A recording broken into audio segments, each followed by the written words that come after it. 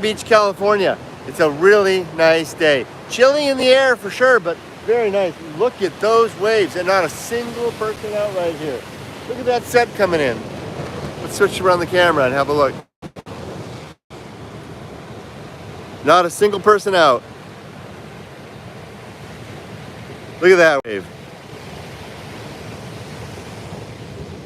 Now there's a couple of guys to the north and to the south.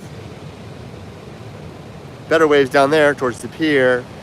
And then there's some packer guys right out there. But we're not here to surf, although I will get in the water after this is all done. We're here to read. So I'm going to be reading as usual every weekend from a chapter from my book Going Alone. Today I'm going to be reading the final chapter and the concluding sections. So let's go ahead and get started. I'll set up the camera here. I'm actually on Lifeguard Tower 18, my home away from home, so to speak. It seems like everywhere I ever live, I have a place like this, right? In Japan, I had the mountains, the Japan Southern Alps, and here in the United States, before coming to Huntington Beach, I had the desert and the deep water wilderness. And now I've got Tower 18 where I come every day. Someone left some mussel shells here, interestingly enough. Okay, let's just go ahead and set this up and we'll get started. Okay, so reading from the book, let's read from the final thoughts. It's a short chapter. It basically wraps the book up.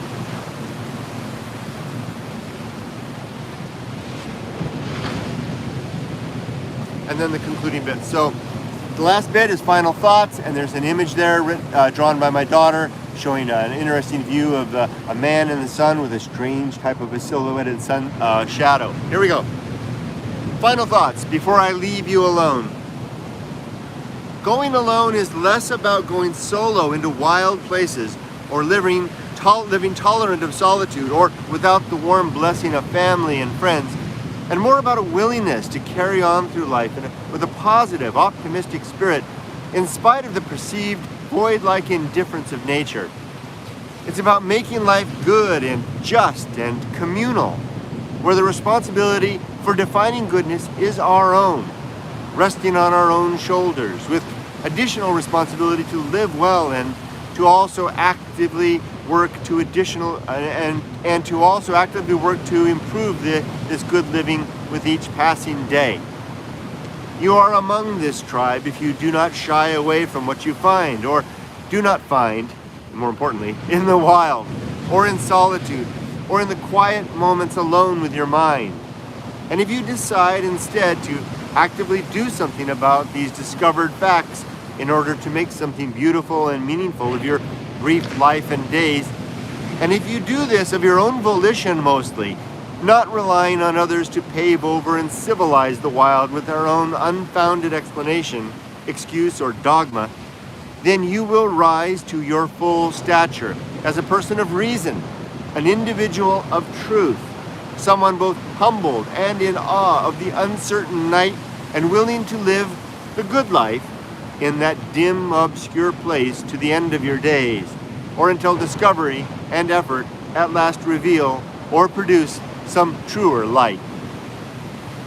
Continue the adventure at goingalone.org. Now, I deliberately put the good life there in bold because that is basically presaging the sequel to this book. There are 3 books in this series, the first book being my very first book I ever wrote, No More Looking Out for Number 1, which was the earth-shattering, life-breaking event that occurred with the suicide of my friend Eric, and how his choice to die shattered my life paradigm. It took me more than 20 years to wrestle myself out of that situation, that dilemma.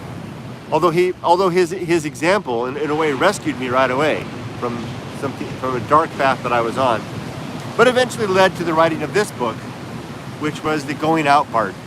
Going alone is the going out into the wilderness, into the deep, deep wilderness alone, to discover what's not out there. The good life is the coming back. What happens when we return? So I deliberately put the good life there in bold, because I knew even after I was finishing this book that I was going to rewrite another book to a a more optimistic book in celebration of the better life that can be found at the awaiting after the journey of the good life. And that book is written, it's just not edited. I've got about 3 years worth of editing ahead of me to get that book ready to go. I better get busy. Now, this chapter isn't the end of the book. There's a few more bits. There's that nice illustration from my daughter. It says, be safe, but not too safe. And then after that, there's an epilogue. Let's read the epilogue. You know, this epilogue is a direct quote from Nathaniel Hawthorne's great classic, The House of the Seven Gables. It captures a scene between two individuals. Actually, no, that was earlier in the book. This is also, though, from the book, but this captures a scene outside the House of Seven Gables, the namesake of the book and the story, where there's an organ grinder man and an Italian fellow with a monkey, and he's cranking the organ grinder, and as it plays out the tune, there's little miniature men and women playing out scenes of their life. There's the scholar with his book, the milkmaid milking the milk, the topper with his drink, the young man attempting to kiss the young woman. And in Hawthorne's inimitable way, he likens this to our lives as well, and the way that we live out our lives in seeming pantomime of the existences that we onboard as the way that we think that we're supposed to live, and that we do enact out to all the ends of our days, hearkening to one of my principles in the book, which is the principle of distracting ourselves with all the things, all the mechanisms of life, all the livelong day, so that we don't have to encounter what comes of going alone. So let's read this from Nathaniel Hawthorne's quote, his quote from The House of the Seven Gables.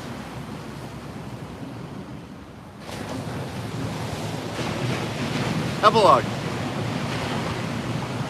And by the way, before I start, Nathaniel Hawthorne is by far, head and shoulders, my favorite author. The House of the Seven Gables is my favorite book.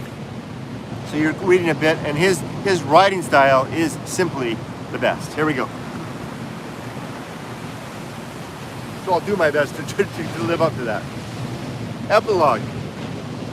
This was observable when one of those Italian boys came along with his barrel organ and stopped under the wide and cool shadows of the elm.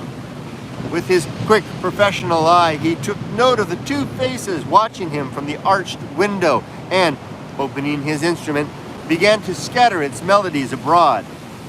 He had a monkey on his shoulder, dressed in a Highland plaid, and, to complete the sum of splendid attractions wherewith he presented himself to the public, there was a company of little figures, whose sphere and habitation was in the mahogany case of his organ, and whose principle of life was the music which the Italian made it his business to grind out. In all their variety of occupation, the cobbler, the blacksmith, the soldier, the lady with her fan, the topper with his bottle, the milkmaid sitting by her cow, this fortunate little society might truly be said to enjoy the harmonious existence and to make life literally a dance. The Italian turned a crank, and behold, every one of the small individuals started into the most curious vivacity. The cobbler wrought upon a shoe, the blacksmith hammered his iron, the soldier waved his glittering blade, the lady raised a tiny breeze with her fan, the topper, Dolly Topper, swigged lustily at his bottle. A scholar opened his book with eager thirst for knowledge, and, turning his head to and fro along the page, the milkmaid energetically drained her cow, and a miser counted gold into his strong box, all at the same turning of a crank.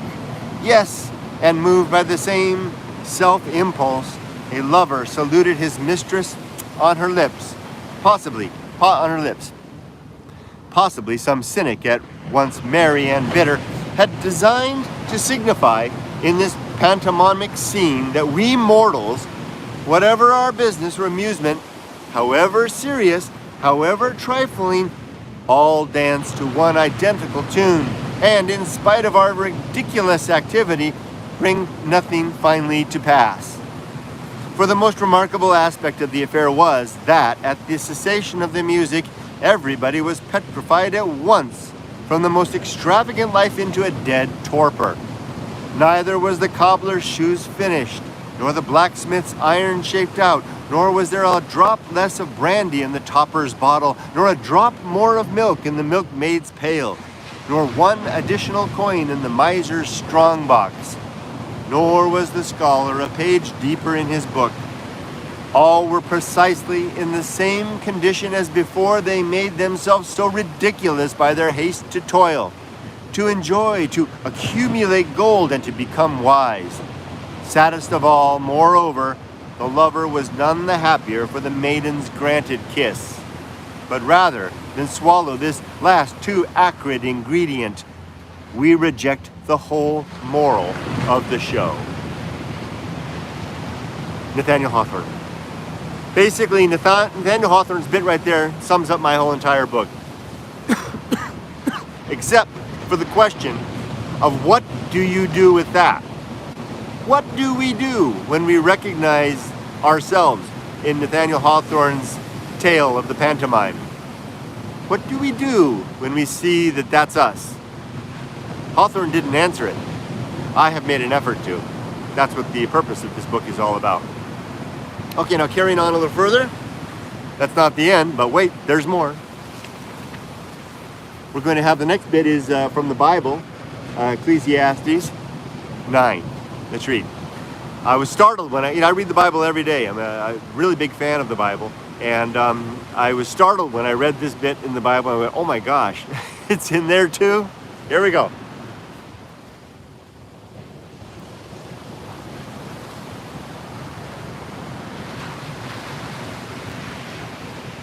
Ecclesiastes 9. So I reflected on all this and concluded that the righteous and the wise and what they do are in God's hands. But no one knows whether love or hate awaits them. All share a common destiny, the righteous and the wicked, the good and the bad, the clean and the unclean, those who opt for sacrifices and those who do not. As it is with the good, so with the sinful.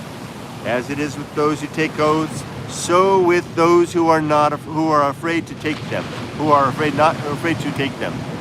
So with those who are afraid to take them. This is the evil in everything that happens under the sun. The same destiny, gotta have a stop there. I gotta learn how to read that. This is the evil in everything that happens under the sun. The same, let me try that again. It deserves to get it right. This is the evil in everything that happens under the sun. The same destiny overtakes all. The hearts of people, moreover, are full of evil, and there is madness in their hearts while they live, and afterwards they join the dead. Anyone who is among the living has hope. Even a live dog is better off than a dead lion. For the living know that they will die, but the dead know nothing. They have no further reward, and even their name is forgotten. Their love, their hate, and their jealousy have long since vanished. Never again will they have a part in anything that happens under the sun. Get your food with gladness and drink your wine with a joyful heart, for God has already approved what you do. Always be clothed in white and always anoint your head with oil. Enjoy life with your wife, whom you love, all the days of this meaningless life that God has given you under the sun, all your meaningless days. For this is your lot in life, and in your toilsome labor on the sun, under the sun. Whatever your hand finds to do, do it with all your might. For in the realm of the dead, where you are going, there is neither working, nor planning, nor knowledge, nor wisdom. Ecclesiastes 9. It's amazing to find words like that in the Bible, of all places. It's quite sobering, in fact.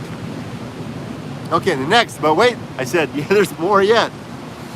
This last bit is a short essay called Ghost Town that was written by someone who read the book, a scholar.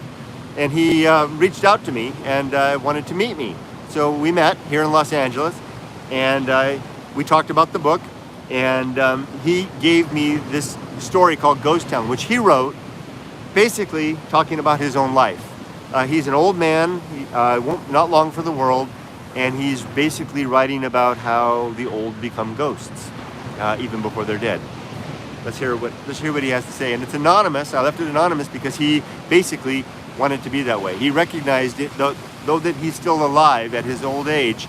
Now that he's basically, his main thrust of life is over. He's as good as a ghost in a ghost town. Here we go. Ghost town. I recently bought 2 books on ghost towns. I have some others too.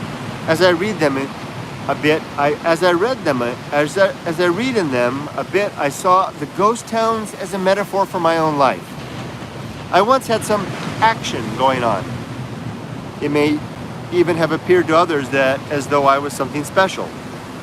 People called me and I called them. I spent time with people for both business and personal reasons.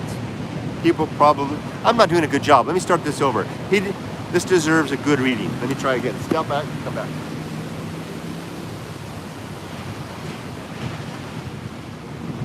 Ghost Town. I recently bought 2 books on ghost towns. I have some others too.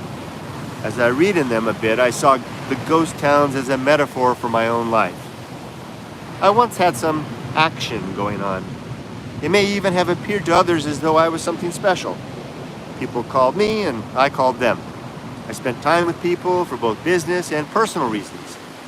People probably talked about me more than I would have liked, and I am pleased that I was not listening in. I would have been embarrassed, but now no one does. I have become a ghost town. People see me, but I have no meaning in their lives at all. Some stop by in the form of phone calls, and I do have a few correspondents left, but that's all the visitation I receive now. Even some of the correspondence I send does not get quickly returned. As with Bill, June, and Aunt Sally, both ladies having finally died. This all reminds me of Mr. Flood's Party by Edward Arlington Robinson. Call me Evan Flood. I read it after I read this. It's worth reading. Ghost towns are lonely places, especially at night, where the hotels and saloons once offered gaiety and diversion. The doors are permanently closed now and electricity is no longer furnished. Houses which once gave shelter and witnessed family gatherings and I dare say procreating, well, these houses only serve the needs of lesser creatures seeking shelter undisturbed. The streets are completely and regrettably safe to wander. No one will bother you. The entire town now may, in fact, legally belong to one person, and even he or she doesn't care what happens there. The place may be worth more if it burns down. Even the wood is too old for the fireplace, the oil and resins having evaporated, the life gone out of it. There is no chance for recovery either. Hospice is not provided for ghost towns because it is futile. I think the town feels lonely most of the time. Some personal company would be most welcome, but moribund began long ago and now the fact of death is ever present. So to offer any kind of succor at all would be wasteful in a society of disruptive efficiencies. I wonder what my name is. That's a sober and thought-provoking tale of one man's obsolescence and fading and disappearance into old age. I wonder indeed what his name is and what our names will be if we're lucky enough to reach that age of irrelevance, of seeming irrelevance.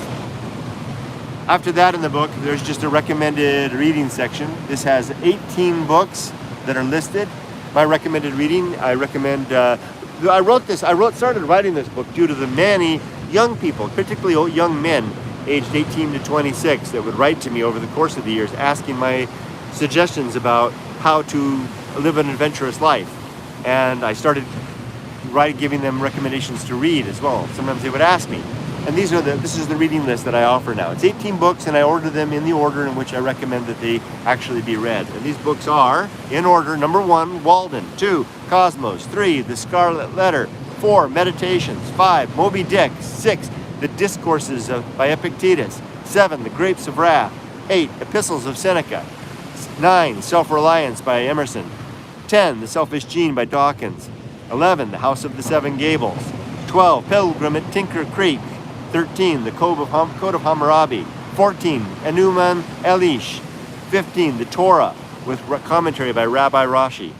16. The Bible, King James edition and the New International edition. I recommend both. Read the Bible through and through, both editions. You need both perspectives. 17. On the Nature of Man by Lucretius, and then Aristotle gets the last word with number 18 on man in the universe. I added Aristotle to last because he's a hard one to understand. The only thing that remains after that is the appendix to the book, and then that's the end of my book, Going Alone. My second life's work. My first life's work was the raising of my daughter Emily. She's now raised, and probably within just 5 days of making a very important decision about her first career job after university. So she's pretty much raised and on her own now. My book is written and done. My life's work is complete.